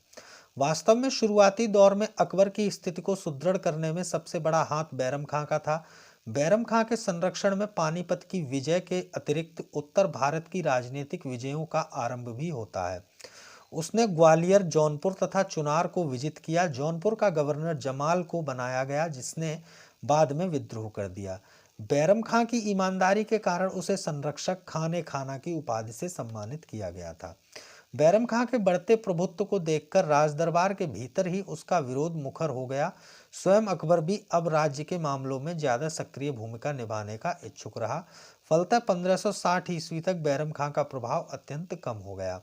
1561 ईस्वी में बैरम खां अकबर के कहने पर मक्का जाने को तैयार हो गया। इसी यात्रा के दौरान पाटन नामक स्थान पर मक्का जाने के क्रम में बैरम खां की हत्या मुबारक खां द्वारा कर दी गई। बैरम खां की हत्या के बाद अकबर ने उसकी विधवा सलीम बेगम से निकाह कर लिया तथा उसके पुत्र अब्दुल रहीम को गोद ले लिया। आगे चलकर इसे भी खान ए खाना की उपाधि प्रदान की गई। अब फिर रहा अकबर का जो है कुछ शासनकाल महामंगा के उसमें भी रहा है। तो ये पेटीकोट शासन कहा गया है या पर्दा शासन 1560 से 64 तक। कुछ स्रोतों में ये 1560 से 1562 ईस्वी तक भी बताया जाता है। तो इसमें मुख्यतः इसके रिश्तेदार व विश्वास पात्र लोग शामिल थे। इन वर्षों में अकबर के निर्णयों में इस समूह की विशेष भूमिका थी। इसमें महाननंगा, उसका पुत्र आदम खां, जिजीअनंगा और दिल्ली का राज्यपाल शहाबुद्दीन प्रमुख थे। आदम खां एवं महामनंगा की मृत्यु के बाद 1564 ईस्वी में ख्वाजा मुअज्जिम को दिए गए मृत्युदंड ने इसे गुटका प्रभाव शासन से पूर्णतः समाप्त कर दिया। पेटीकोट शासन के अंतर्गत मुगल सत्ता द्वारा मालवा व गोंडवाना का क्षेत्र जीत लिया गया। अब जो है अकबर के राजनीतिक अभियान रहे हैं, तो जिसमें मालवा है, आमेर एवं मेड़ात है, गढ़कटंग व गोंडवाना है, मेवाड़ है, रणथंबोर है, कलिंजर है, मारवाड़ है, फिर हल्दी घाटी का युद्ध है, फिर उसके बाद गुजरात की विजय है, फिर उत्तर पश्चिम की विजय है जिसमें काबुल है, कश्मीर की विजय है, थट्टा की विजय है, दक्षिण भारत के अभियान है। फिर तो पहले देखते हैं मालवा। तो मालवा पे जो है 1561 से 62 के बीच का ये रहा है। तो साम्राज्य विस्तार हेतु अकबर ने मालवा पर आक्रमण किया। अकबर के समय मध्य भारत में मालवा पर बाज बहादुर का शासन था। 1561-62 ईस्वी में बाज बहादुर बुरी तरह पराजित हुआ और लूट में अपार संपदा मुगलों के हाथ लगी। रूपमती जो बाज बहादुर की पत्नी थी ने जहर खाकर अपने सतीत्व की रक्षा की। बाज बहादुर मालवा से पलायित होकर कई राज्यों में घूमता रहा, किंतु अंततः वह अकबर का संरक्षण स्वीकारता है। उसे अकबर द्वारा 2000 का मनसब प्रदान किया गया। बाज बहादुर और रूपमती की जो समाधि है वो उज्जैन में है। फिर आमेर और मेड़ता ये 1562 ईस्वी में अभियान किया है। तो अकबर ने राजपूतों के साथ मित्रता और वैवाहिक संबंध स्थापित किए और इस प्रकार अपना राज्य क्षेत्र विस्तृत किया। आमेर के राजा भारमल या बिहारी मल ने राजपूत शासकों में सबसे पहले अकबर की अधीनता स्वीकार की। भारमल ने अपनी पुत्री हरखा भाई का विवाह अकबर से किया। कालांतर में अकबर ने भारमल के पुत्र भगवान दास को मुगल सेवा में उच्च मनसबदार का पद प्रदान किया। 1562 ईस्वी में मेड़ता के दुर्ग पर अकबर ने अधिकार कर लिया, जो मारवाड़ की सीमा पर स्थित था। मेड़ता का दुर्ग एक जागीरदार जयमल राठौर के हाथों में था। 1562 में मेड़ता पर मुगलों का अधिकार होने के बाद जयमल ने भागकर मेवाड़ के राणा उदय सिंह के यहाँ शरण ली। फिर गढ़कटंगा या गोंडवाना 1564 ईस्वी। तो मध्य भारत में गढ़कटंगा या गोंडवाना एक अन्य स्वतंत्र राज्य था। इस राज्य पर संग्राम शाह की विधवा रानी दुर्गावती के संरक्षण में उसके अल्पायु पुत्र वीर नारायण का शासन था। गढ़कटंगा पर विजय अभियान आसफ खां के नेतृत्व में शुरू हुआ, क्योंकि अकबर उस समय उज्बेकों के विद्रोह का सामना कर रहा था। 1564 ईस्वी में दुर्गावती को युद्ध में पराजित कर दिया गया। बाद में इस राज्य को अकबर ने इसी राजवंश से संबंधित चंद्रशाह को सौंप दिया। अमनदास ने रायसेन को जीतने में गुजरात के बहादुर शाह की मदद की थी, जिसने उसे संग्राम शाह की उपाधि प्रदान की। फिर मेवाड़ पे 1567 से 68 ईस्वी। तो 1567 ईस्वी में अकबर ने स्वयं मेवाड़ की राजधानी चित्तौड़ का अभियान किया। कई महीनों तक यह अभियान जारी रहा। 1568 ईस्वी में चित्तौड़ पर मुगलों द्वारा अधिकार कर लिया गया। हालांकि फिर भी राजा उदय सिंह ने अपनी नई राजधानी उदयपुर से मुगलों से प्रतिरोध जारी रखा। मुगलों को यहाँ कठिन संघर्ष करना पड़ा और यहाँ तक कि अकबर को जिहाद का नारा देना पड़ा। माना जाता है कि चित्तौड़ विजय के बाद अकबर ने यहाँ पर निर्दोष जनता के कत्लेआम का निर्देश दिया, जो उसके शासनकाल का एक कलंक माना जाता है। चित्तौड़ विजयोपरांत अकबर ने आगरा किले के बाहर हाथी पर बैठे जयमल एवं फतेह सिंह की मूर्तियां उनकी वीरता की स्मृति में स्थापित की। फिर रणथंभौर 1569 ईस्वी। यहाँ पर सूरजनराय हाड़ा राजपूत जो थे का शासन था। अकबर ने मानसिंह को समझौते के लिए भेजा। सुरजन राय ने अकबर को सर्वोच्चता स्वीकार कर ली, किंतु सशर्त। कौन कौन सी शर्त थी उसमें? मुगलों से वैवाहिक संबंध नहीं रखेंगे, दरबार में सिजदा नहीं करेंगे, दरबार में सशस्त्र प्रवेश की अनुमति मांगी। फिर कलिंजर 1569 ईस्वी में ही। तो यहाँ बघेल राजा रामचंद्र का शासन था, उसने इसे मुगलों को सौंप दिया। यहाँ का राज्यपाल मजनू खां को बनाया गया। फिर मारवाड़, बीकानेर और जैसलमेर, ये 1570 ईस्वी में। तो मारवाड़, बीकानेर एवं जैसलमेर के शासक क्रमशः चंद्रसेन, कल्याणमल एवं हरराय ने अकबर की अधीनता स्वीकार की। कालांतर में चंद्रसेन ने विद्रोह कर दिया, जिस कारण अकबर ने थोड़े समय के लिए मारवाड़ को मुगल साम्राज्य में मिला लिया। 1570 ईस्वी के अंत तक मेवाड़ के अतिरिक्त अकबर के प्रभुत्व को न स्वीकार करने वाली 3 रियासतें थीं, बांसवाड़ा, डूंगरपुर और प्रतापगढ़। अब होता है हल्दी घाटी का युद्ध 1576 ईस्वी में। तो 1572 ईस्वी में उदय सिंह की मृत्यु के बाद उसका पुत्र महाराणा प्रताप मेवाड़ की गद्दी पर बैठा। उसने गोगुंडा नामक स्थान पर राज्याभिषेक कराया। महाराणा प्रताप ने उदयपुर के बाद मेवाड़ की राजधानी कुंभलगढ़ जो है स्थानांतरित की। 1576 ईस्वी में हल्दी घाटी की लड़ाई हुई। इस युद्ध में महाराणा प्रताप की पराजय हुई, लेकिन पराजित होने के बाद भी मेवाड़ शासक ने मुगलों की अधीनता स्वीकार नहीं की। इस युद्ध में मुगल सेना का नेतृत्व आसफ खां एवं मानसिंह द्वारा, जबकि राणा प्रताप की तरफ से हकीम खां सूर जो अफगान था एवं भीलों की संयुक्त सेना ने नेतृत्व किया। इसी प्रसंग में भामा शाह का त्याग भी महत्वपूर्ण है। अबुल फजल के अनुसार यह खामनौर का युद्ध था। एक महत्वपूर्ण बात इसमें यह है कि महाराणा प्रताप ने गोगुंडा से हटकर चावड़ की नई राजधानी बनाई। यहाँ गौरिल्ला युद्ध का सफल प्रयोग किया।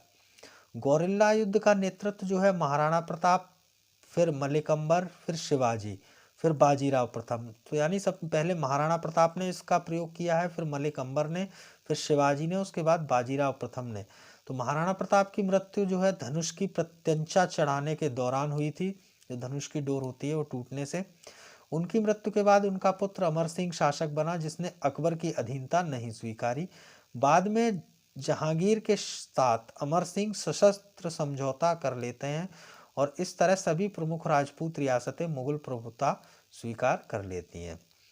अब गुजरात की विजय आ जाती है। तो 1572 से 73 ईस्वी में जो है ये तो अकबर ने मध्य भारत तथा राजपूताने में अपनी स्थिति को सुदृढ़ करने के बाद 1572 ईस्वी में गुजरात पर अपना ध्यान केंद्रित किया।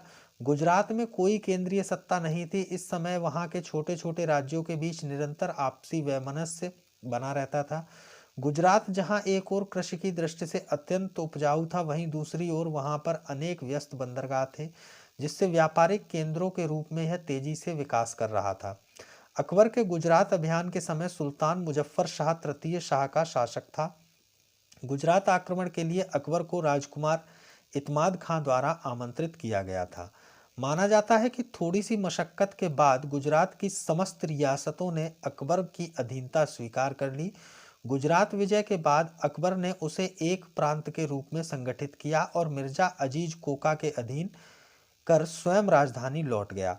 अकबर के अहमदाबाद से वापस जाने के 6 माह के अंदर ही मिर्जा बंधुओं के अधीन विद्रोही गुट एकत्रित हो गए और उन्होंने मुगल शासन के विरुद्ध विद्रोह कर दिया। आगरा में अकबर के विद्रोह का समाचार पाकर पुनः अहमदाबाद की ओर प्रस्थान किया। स्मिथ ने 1573 ईस्वी में गुजरात के अभियान को ऐतिहासिक द्रुतगामी आक्रमण कहा है। अहमदाबाद पहुंचकर अकबर ने विद्रोह का सफलतापूर्वक दमन कर इसे पुनः मुगल साम्राज्य का अंग बना लिया। अकबर ने अपनी गुजरात विजय की स्मृति में राजधानी फतेहपुर सीकरी में एक बुलंद दरवाजा बनाया था। अकबर ने पहली बार कैम्बे यानी खंबात में समुद्र को देखा और पुर्तगालियों से भी पहली मुलाकात हुई। फिर बिहार और बंगाल की विजय। तो हुमायूं की पराजय के बाद से ही बिहार तथा बंगाल पर अफगानों का शासन था। 1564 ईस्वी में बिहार के गवर्नर सुलेमान किरानी ने बंगाल को भी अपने अधीन कर लिया, लेकिन अकबर के शासनकाल में तत्कालीन शासक ने स्वयं को स्वतंत्र शासक घोषित नहीं किया और अकबर के नाम से ही खुतबा पढ़ता रहा। 1572 ईस्वी में दाऊद ने स्वयं को स्वतंत्र शासक घोषित कर दिया। अकबर ने मुनीम खान ए खाना के नेतृत्व में शाही सेना भेजकर पटना व हाजीपुर पर आक्रमण कर अधिकार कर लिया और दाऊद गौड़ प्रदेश की तरफ भाग गया। कुछ समय के बाद दाऊद ने पुनः विद्रोह किया। मुनीम खां के नेतृत्व में तुकारोई से युद्ध जो है 1575 ईस्वी में हुआ, निर्णायक सिद्ध हुआ था और बंगाल व बिहार पर मुगल साम्राज्य का आधिपत्य स्थापित हो गया। 1576 ईस्वी में दाऊद मारा गया और गौड़ प्रदेश भी मुगलों के अधीन हो गया। फिर उत्तर पश्चिम की विजय। तो काबुल पे जो है 1581 ईस्वी में तो अकबर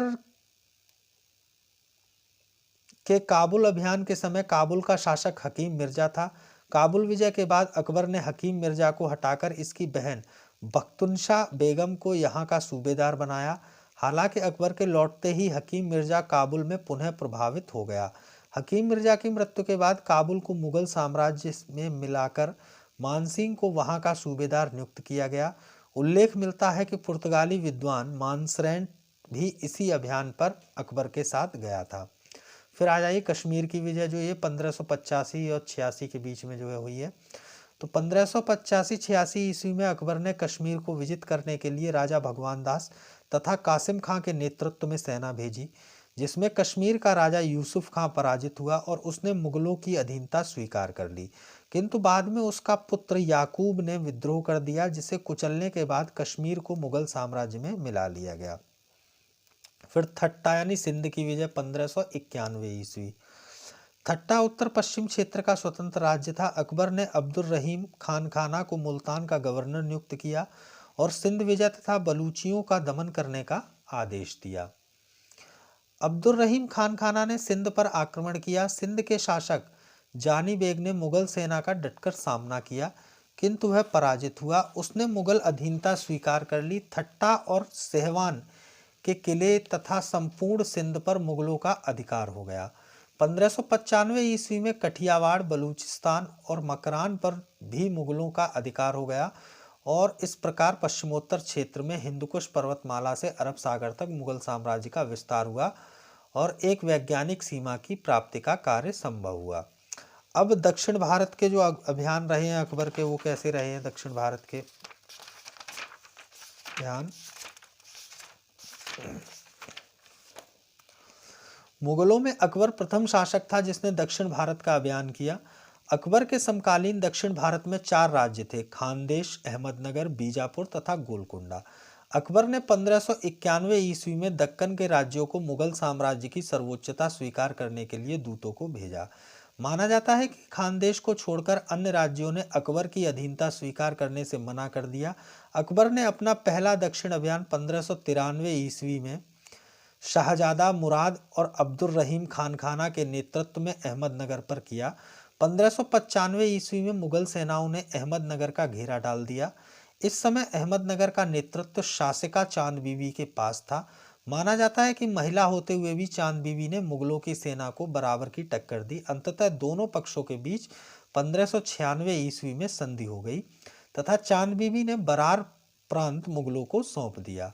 कुछ ही दिनों के बाद जब अहमदनगर ने संधि के नियमों का पालन नहीं किया तो अकबर ने पुनः खानखाना और मुराद को आक्रमण के लिए भेजा, किंतु दोनों में मतभेद होने के कारण खानखाना की जगह अबुल फजल को भेजा गया। अधिक मद्यपान के कारण मुराद की मृत्यु हो गई। तब अकबर ने दनियाल को खानखाना के साथ अभियान पर भेजा। बाद में स्वयं अकबर अबुल फजल के साथ दक्षिण की ओर कूच कर गया। 1601 ईस्वी में असीरगढ़ तथा आसपास के क्षेत्रों को मुगल सेनाओं ने विजित कर लिया। असीरगढ़ उस समय विश्व के दुर्भेद किलों में से एक था। कहा जाता है कि अकबर ने उसे सोने की चाबी से खोला। बीजापुर के शासक आदिल शाह ने मुगलों की सर्वोच्चता को स्वीकार कर लिया तथा शहजादा दानियाल के साथ अपनी पुत्री का विवाह करने की पेशकश की। अंततः मुगल साम्राज्य में असीरगढ़, बुरहानपुर, अहमदनगर तथा बरार को शामिल कर लिया गया। एक चीज और स्मरणीय है कि दक्षिण विजय के बाद ही अकबर ने सम्राट की पदवी धारण की। अब इसकी अकबर की प्रशासनिक व्यवस्था कैसी थी? तो इस क्षेत्र में अकबर की अनूठी उपलब्धि दशमलव पद्धति पर आधारित मनसबदारी व्यवस्था को अपनाया था, जो वस्तुतः मध्य एशियाई मूल्यों से प्रेरित थी। 1577 ईस्वी में अकबर ने इसे एकल प्रणाली के रूप में आरंभ किया, किंतु बाद में 1592 ईस्वी में इसे जात व सवार के द्विवर्गीकरण से युक्त कर दिया, जिसमें जात मनसबदार की हैसियत व सवार घुड़सवारों की संख्या को निर्देशित करता था। मनसब के द्वारा अकबर ने सरकारी पदों का एकीकरण कर दिया और इसमें सैनिक, सामंत, नागरिक, सेवक आदि सभी को एक ही सूत्र में स्थापित कर दिया गया। अबुल फजल ने आईन अकबरी में मनसब के 66 वर्गों का उल्लेख किया है। अकबर की धार्मिक नीति कैसी थी? तो अकबर की धार्मिक नीति सुलह एक कुल की नीति पर आधारित थी, जो सार्वभौमिक सहिष्णुता या सार्वभौमिक समन्वय की बात करता है। अकबर ने यह सिद्धांत अपने गुरु अब्दुल लतीफ से सीखा था। बाबर व हुमायूं के राजत्व में उदारता का पक्ष, भक्त, सूफी, समन्वयी समाज और बैरम खां जैसे शिया का सानिध्य आदि ने अकबर को प्रारंभ से ही कट्टरता से दूर रखा। इसलिए 1562 ईस्वी में जब वह स्वतंत्र शासक बना तो उसने कुछ ऐसे सुधार प्रस्तुत किए जो उसकी सामाजिक उदारता के बारे में बताते हैं। तो वो सुधार कौन कौन से थे? 1562 में उसने युद्ध बंदियों को दास बनाए जाने पर रोक लगा दी। 1563 में तीर्थ यात्रा कर की समाप्ति कर दी। 1564 में जो है जजिया पर रोक लगा दी। वस्तुतः अकबर इस्लाम के रहस्यवादी पक्ष से प्रभावित था, अर्थात सूफी मत की ओर उसका झुकाव अधिक था और उसकी चाहत धार्मिक सत्य की खोज करना थी। इसके लिए उसने क्रमिक रूप से कुछ अवधारणाएं जो है प्रस्तुत की हैं। तो उनमें क्या है? जैसे इबादत खाने की स्थापना करवाई, महरज की घोषणा की, दीन इलाही, ये सब चीज़ें जो है इसमें है। तो इबादत खाने की स्थापना 1575 ईस्वी में करवाई। फतेहपुर सीकरी में इबादत खाने का निर्माण कर प्रत्येक बृहस्पतिवार को धार्मिक चर्चा का आयोजन उसने निश्चित किया था। प्रारंभ में अकबर ने केवल सुन्नी मुसलमान विद्वानों को ही चर्चा हेतु आमंत्रित किया, किंतु उनके बीच विवादों ने अकबर को असंतुष्ट कर दिया। वह इस निष्कर्ष पर पहुंचा कि सत्य सभी धर्मों में है, अतः इसके सार को समझने के लिए हमें सभी धर्मों के पक्षों को जानना होगा। ध्यातव्य है कि प्रारंभ में अकबर शेख अब्दुल नबी का परम भक्त था और यहाँ तक कि उसने उनकी चरण पादुका अपने सिर पर उठा ली थी। अब अकबर ने विभिन्न धर्म के गुरुओं को चर्चा के लिए भी आमंत्रित किया था। जो धर्म है और उनके गुरु कौन थे उसमें इबादत का, तो हिंदू में देवी तथा पुरुषोत्तम थे। पारसी या जरथुस्ट्र में मेहरजी राणा, दस्तूरी राणा इन्होंने ही जो है अकबर, इन मेहरजी राणा और दस्तूरजी राणा से ही अकबर ने सूर्य नमस्कार सीखा था। और ईसाई और पुर्तगालियों में थे अकाबीबा और मानसरेंट। और जैन में हरिविजय सूरी जगत गुरु की जिन्हें उपाधि दी गई थी। जिनचंद सूरी अकबर द्वारा 200 बीघा भूमि का अनुदान इन्हें दिया गया था और इन्हें युग प्रधान की उपाधि भी दी गई थी। इसके अतिरिक्त शांतिचंद्र व विजयसेन सूरी भी इबादत खाने में आते थे। अकबर ने इसी दौरान पुर्तगाली और ईसाइयों को लाहौर और आगरा में चर्च बनवाने की अनुमति भी दी थी। अब महजर की घोषणा 1579 ईस्वी यानी 1579। अकबर ने महजर की संकल्पना के द्वारा यह अधिकार प्राप्त किया कि यदि किसी धार्मिक विषय पर धार्मिक गुरुओं के बीच मतभेद की स्थिति बनती है तो उसकी अंतिम व्याख्या का अधिकार शासक के पास रहेगा। हमें यह भी याद रखना होगा कि इसके द्वारा शासक को कुरान की व्याख्या का अधिकार नहीं दिया गया। इस घोषणा के द्वारा वह सर्वाधिक विवेकशील प्राणी इंसान एक कामिल बनना चाहता था। अकबर ने अपने आप को अमीर उल मोमिनीन कहा। वह 1258 के बाद संभवतः प्रथम व्यक्ति था जिसने यह पदवी धारण की। ध्यातव्य है कि सामान्यतः यह पदवी खलीफा धारण करते थे। इस घोषणा के द्वारा उलेमाओं ने अकबर को इमाम ए आदिल घोषित किया। सीकरी की जामा मस्जिद में उसने स्वयं खुतबा पढ़ा, जो एक क्रांतिकारी कदम था। महजर का मसौदा यानी प्रारूप शेख मुबारक ने तैयार किया था और सबसे पहले इन्होंने ही अकबर को इस हेतु प्रोत्साहित किया था। शेख मुबारक फैजी व अब्दुल फजल के पिता थे। उल्लेखनीय है कि इस पर तत्कालिक धार्मिक विद्वानों अखदुन उल मुल्क, काजी जलालुद्दीन मुल्तानी और शेख मुबारक ने भी हस्ताक्षर किए। अब दीन इलाही की स्थापना 1582 ईस्वी। बदायूनी और अब्दुल फजल ने इसे तौहीद ए इलाही कहा है। सामान्यतः इसका अर्थ एकेश्वरवाद से लिया जाता है। बदायूनी के अनुसार काबुल के सफल अभियान के बाद, जो 1581 ईस्वी में हुआ था, अकबर की महत्वाकांक्षा में वृद्धि होती है और वह एक नए धर्म का स्वरूप प्रस्तुत करता है। इसी संदर्भ में बदायूनी अकबर को काफिर कहता है। स्मरणीय है कि इस समय मिर्जा हाकिम ने विद्रोह के अतिरिक्त पूर्वी क्षेत्र में भी बगावत होती है और इसी समय जौनपुर के काजी मुल्ला अहमद याजदी ने अकबर के विरुद्ध फतवा जारी किया था। दीन इलाही वास्तव में एक आचार संहिता के रूप में थी, जिसमें एक सामाजिक धार्मिक समन्वय स्थापित किया जा सकता था और यह सभी धर्मों के लिए खुला था। इसकी कोई विशिष्ट कर्मकांडीय पद्धति नहीं थी, ना ही कोई ग्रंथ था और ना ही कोई पुरोहित वर्ग, अतः इसे नया धर्म नहीं माना जा सकता। अब प्रक्रिया, तो अबुल फजल इस अवस्था में प्रधान पुरोहित के रूप में थे, जो इसे स्वीकारने वाले इच्छुक व्यक्ति को सम्राट के पास ले जाते थे। सम्राट उस व्यक्ति को पगड़ी पहनाकर दीक्षा का प्रतीक चिन्ह शस्त्र-ओ-शबह प्रदान करता था, जिस पर अल्लाहू अकबर अंकित होता था। अभिवादन के लिए अल्लाहू अकबर तथा जल्ले जलालुहू का संबोधन किया जाता था। दीक्षा केवल रविवार के दिन ही दी जाती थी। वस्तुतः इसमें कुछ नियम थे और इसे स्वीकार करने के बाद वह व्यक्ति कुछ सामाजिक नैतिक दायित्वों में बन जाता था, जैसे विशेष अवसरों पर सार्वजनिक भोजों का आयोजन, मांसाहार निषेध, कम उम्र की कन्याओं तथा वृद्ध स्त्रियों से विवाह की मनाही, मछुआरे शिकारी आदि के बर्तनों का इस्तेमाल न करना इत्यादि। विडंबना यह थी कि हिंदू प्रमुख व्यक्तियों में से सिर्फ बीरबल ने ही इसे स्वीकार और टोडरमल और मानसिंह जैसे अकबर के विश्वसनीय अमीरों ने भी इसे नहीं स्वीकार किया। मात्र बीरबल ने इसे स्वीकारा था। स्मिथ इसे अकबर की मूर्खता का स्मारक तथा इसके साम्राज्यवादी जामे का पोशाक कहता है। हिंदू और मुसलमानों सब में इसकी आलोचना हुई थी। अकबर ने कई ईसाई, पारसी, जैन व हिंदू सामाजिक धार्मिक मान्यताओं को अपनाया, जैसे हिंदुओं के त्योहारों में भाग लेना, तिलक लगाना, झरोका दर्शन इत्यादि। 1583 ईस्वी में अकबर ने हिजरी संवत की जगह एक नए संवत के रूप में इलाही संवत को अपनाया। वयाजित अंसारी नामक व्यक्ति ने इसके शासनकाल में खुद को पैगंबर घोषित कर दिया। अब वित्तीय सुधार क्या हुए हैं अकबर के काल में?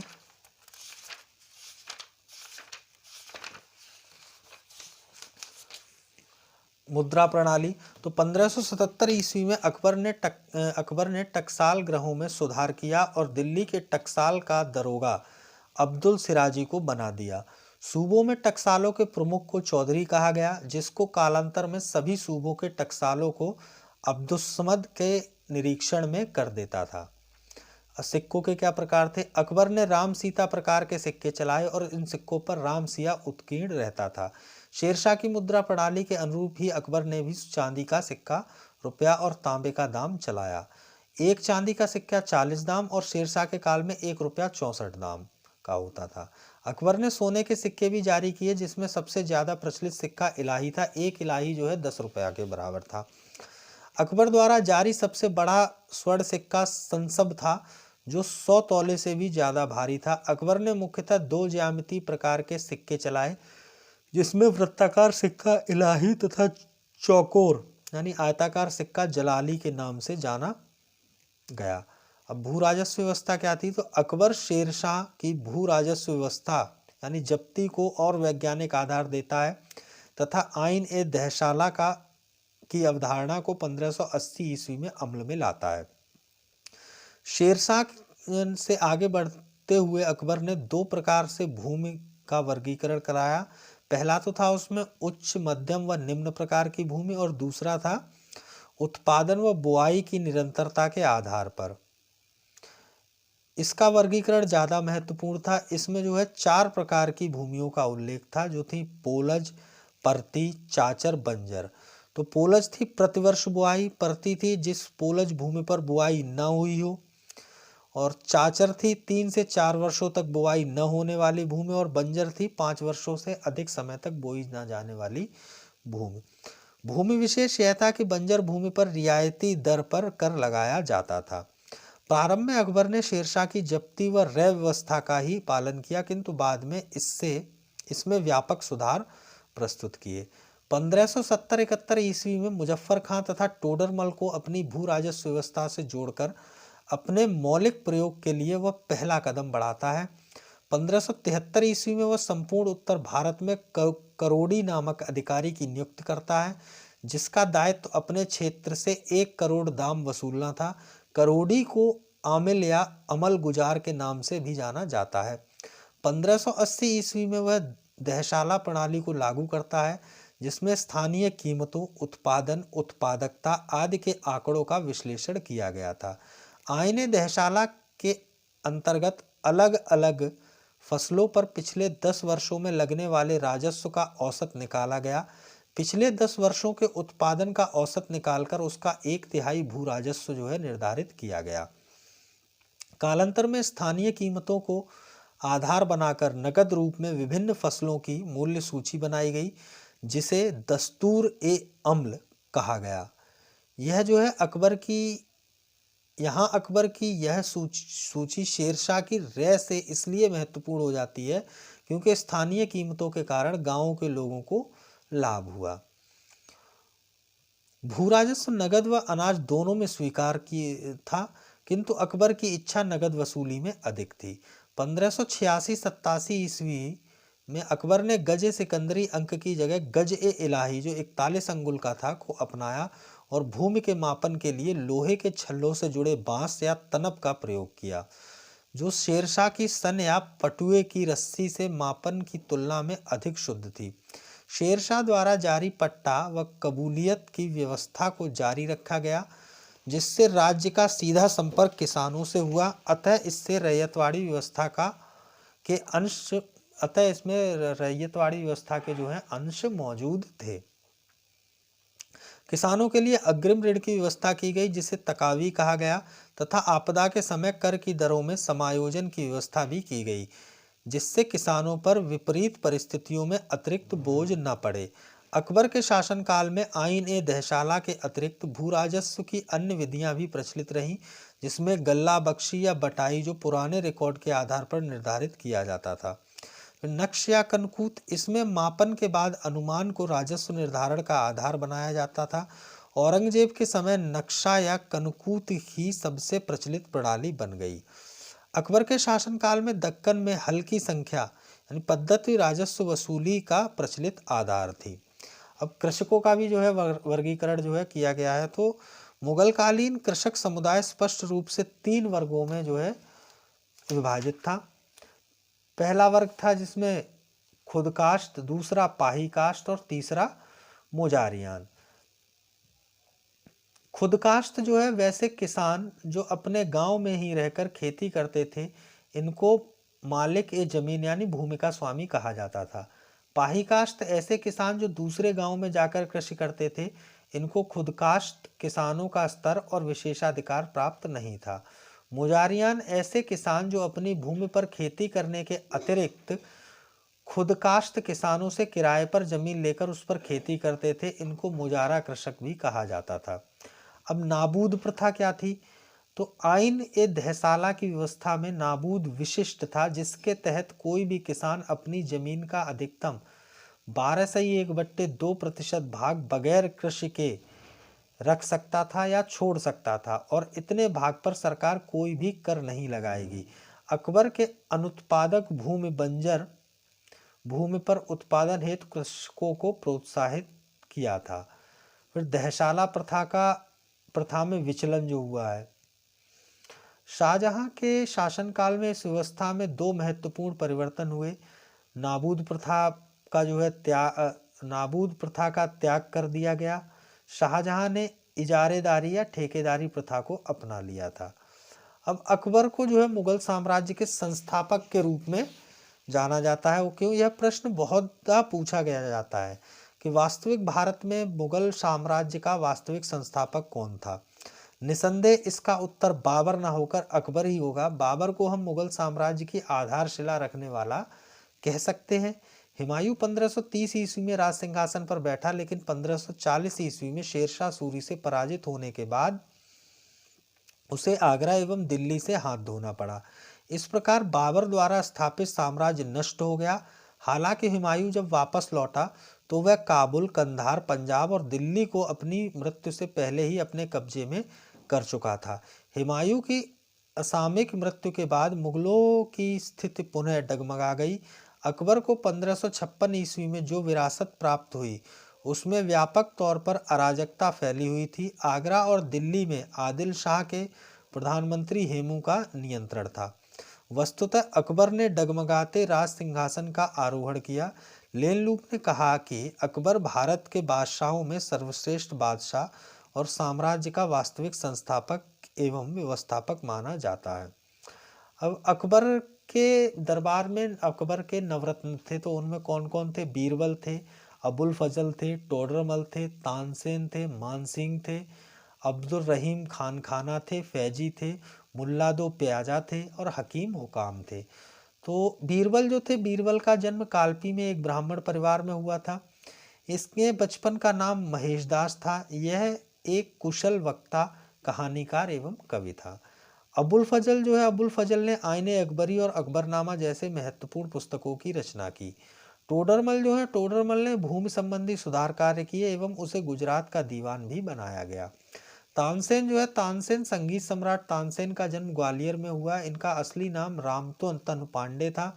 तानसेन की प्रमुख गायन कृतियां मियाँ की तोड़ी, मियाँ की मल्हर आदि हैं। मानसिंह कछवा राजपूत थे। आमेर के राजा भारमल के पौत्र थे। इन्होंने मुगल साम्राज्य विस्तार में महत्वपूर्ण भूमिका निभाई। अब्दुल रहीम खान खाना, यह बैरम खां का पुत्र था, जिसे गुजरात विजय के बाद अकबर ने खान खाना की उपाधि से सम्मानित किया था। इसने बाबरनामा का फारसी भाषा में अनुवाद भी किया।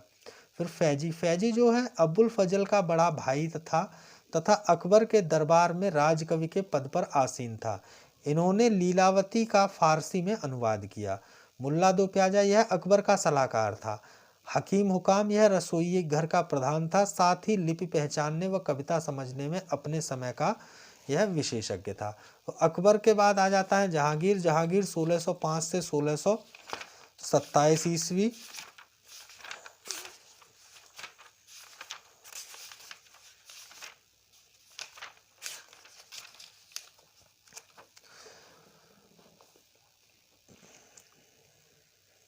तो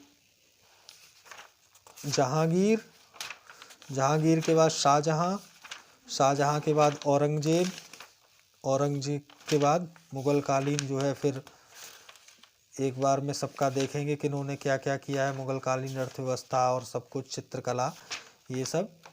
तो ये सब अगले सेशन में करेंगे। इसका मुगल काल का ये फर्स्ट पार्ट हो गया है। अब सेकंड पार्ट बनाएंगे। सेकंड पार्ट में सेकंड सेशन में पूरा मुगल काल कंप्लीट कर दिया जाएगा और फिर उसके बाद आधुनिक भारत की तरफ हम लोग बढ़ेंगे। तब तक के लिए नमस्कार, धन्यवाद। और जिन लोगों ने भी चैनल अभी तक सब्सक्राइब नहीं किया है, कृपया करके चैनल सब्सक्राइब कर लें। जय हिंद।